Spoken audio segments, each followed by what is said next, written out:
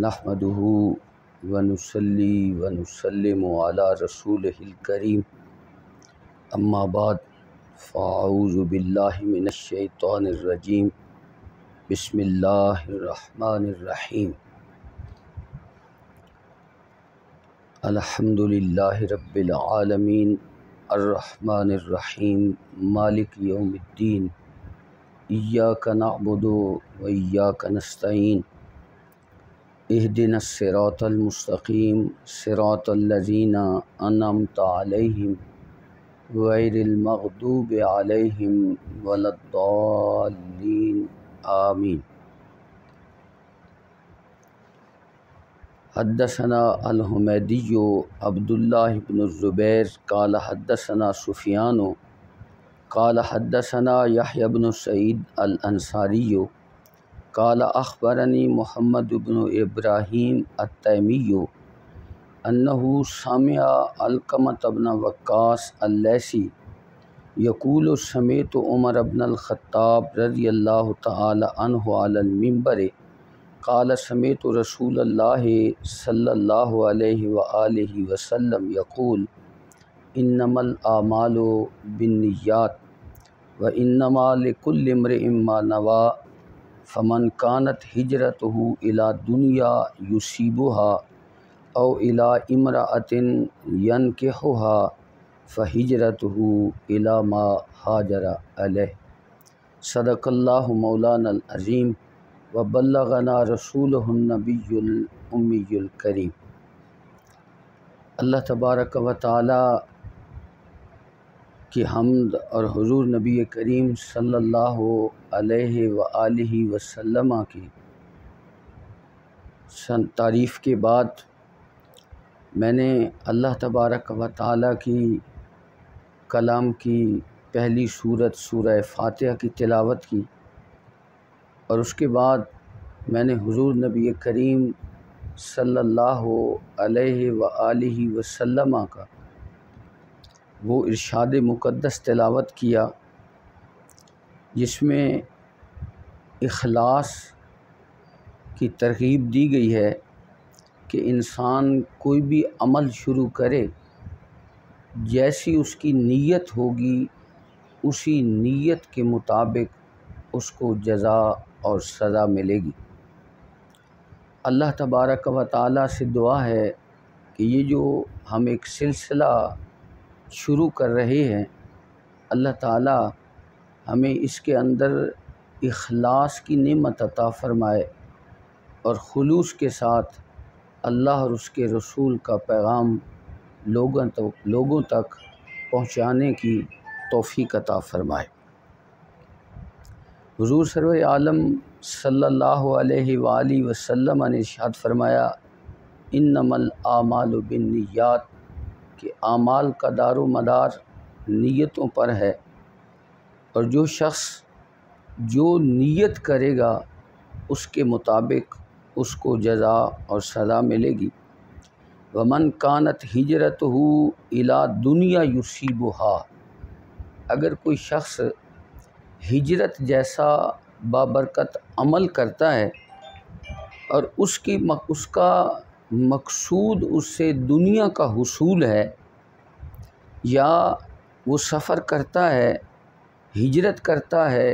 اپنا گھر چھوڑتا ہے، اپنا وطن چھوڑتا ہے، اور اس کا مقصود کسی عورت سے نکاح کرنا ہے، تو فرمایا فہجرتہ الی ما ہاجر الیہ، تو اس کی ہجرت اللہ اور اس کے رسول کی رضا کے لیے نہیں، بلکہ اس کی ہجرت جس مقصد کے لیے ہے اس کے لیے اس کی ہجرت ہے۔ اگر انسان کوئی بھی خیر کا عمل شروع کرے اور اس کے اندر اس کی نیت میں اللہ تعالیٰ کی رضا ہو، تو اللہ تعالیٰ ایک چھوٹے سے عمل پر بھی بہت زیادہ جزا عطا فرماتے ہیں، اور جو شخص بڑے سے بڑا عمل کرے لیکن اگر اس کا مقصود اللہ کی رضا نہ ہو بلکہ کوئی اور دنیاوی مقصد ہو، تو پھر اس کے لیے اس عمل کا ثواب نہیں ہوتا۔ ایک اور حدیث کے اندر رسول اللہ صلی اللہ علیہ وسلم نے اخلاص کے بارے میں ارشاد فرمایا کہ اگر کوئی قیامت کے دن ایک انسان کو اللہ کی بارگاہ میں پیش کیا جائے گا جس نے اللہ کے راستے میں جہاد کیا ہوگا، تو اللہ تعالیٰ اس سے پوچھے گا قیامت کے دن کہ تو نے میرے لیے کیا کیا؟ میں نے تجھے جوانی بخشی، قوتیں بخشیں، صلاحیتیں بخشیں، تو نے میرے لیے کیا کیا؟ تو وہ کہے گا یا اللہ میں نے تیری رضا کے لیے اپنی گردن کٹا دی، میں تیرے راستے میں میں نے خون بہا دیا۔ لیکن اللہ تبارک و تعالیٰ اس کو فرمائیں گے کذبتا، تو جھوٹ بول رہا ہے، تو نے میری خاطر یہ عمل نہیں کیا، تو نے تو اس لیے کیا تھا کہ مجھے لوگ بہادر کہیں، لوگ مجھے شجاع کہیں، لوگ مجھے دلیر کہیں، اس نیت سے یہ تو عمل کیا تھا۔ تو فرشتے اس کو اللہ کی طرف سے حکم ہوگا کہ اس شخص کو منہ کے بل گھسیٹ کر دوزخ میں ڈال دو۔ اسی طرح دوسرا ایک شخص پیش کیا جائے گا جس کو اللہ تعالی نے مال و دولت دی ہوگی، اور اس نے دنیا میں مال و دولت کو بہت سے خیر کے کاموں میں خرچ کیا ہوگا۔ جب وہ قیامت کے دن اللہ کی بارگاہ میں حاضر ہوگا تو اللہ تبارک و تعالیٰ اسے ارشاد فرمائیں گے کہ میں نے تجھے دولت دی، میں نے تمہیں رزق کی نعمت دی، تو نے میرے لیے کیا کیا؟ تو وہ کہے گا اے الہ العالمین، میں نے تیری رضا کی خاطر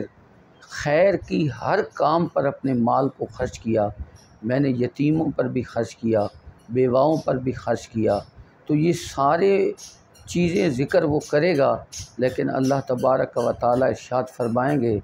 تو جھوٹ بول رہا ہے، تو نے یہ عمل میری رضا کے لیے نہیں کیا تھا،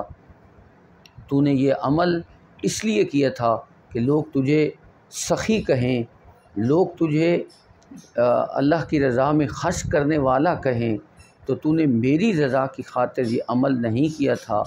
بلکہ تو نے یہ عمل اپنے کے لیے کیا تھا، اور جس مقصد کے لیے تو نے یہ عمل کیا تھا وہ لوگوں نے تجھے سخی بھی کہا، تجھے لوگوں نے تیری تعریف بھی کی۔ اب اللہ فرشتوں کو حکم فرمائے گا کہ اسے بھی منہ کے بل گھسیٹ کر دوزخ میں ڈال دو۔ اسی طرح ایک قرآن کے قاری کو پیش کیا جائے گا، اللہ فرمائے گا میں نے تجھے نعمت قرآن دی تھی، تو نے میرے لیے کیا کیا؟ وہ عرض کرے گا یا اللہ میں ساری زندگی تیرے لیے لوگوں کو تبلیغ کرتا رہا، خیر کی طرف دعوت دیتا رہا۔ تو اللہ کریم ارشاد فرمائیں گے تو نے اس لیے نہیں کیا تھا، بلکہ تیرا مقصود دنیا کی شہرت تھی، دنیا مقصود تھی، اس لیے ارشاد ہوگا اسے بھی گھسیٹ کر، منہ کے بل گھسیٹ کر دوزخ میں ڈال دو۔ تو یہ 3 بڑے اعمال تھے، لیکن اس کے اندر مقصود اللہ کی رضا نہیں تھی، اس لیے ان تینوں افراد کو دوزخ میں ڈال دیا گیا۔ تو اللہ تبارک و تعالی ہمیں اس خیر کے عمل میں سب سے پہلے اپنی نیت درست کرنے کی توفیق عطا فرمائے۔ اللہ تبارک و تعالی سے دعا ہے کہ مجھے بھی اور میرے جو ساتھی اس کام کا آغاز کر رہے ہیں، اللہ ان کو بھی اخلاص کی نعمت عطا فرمائے۔ وآخر دعوانا الحمد للہ رب العالمین۔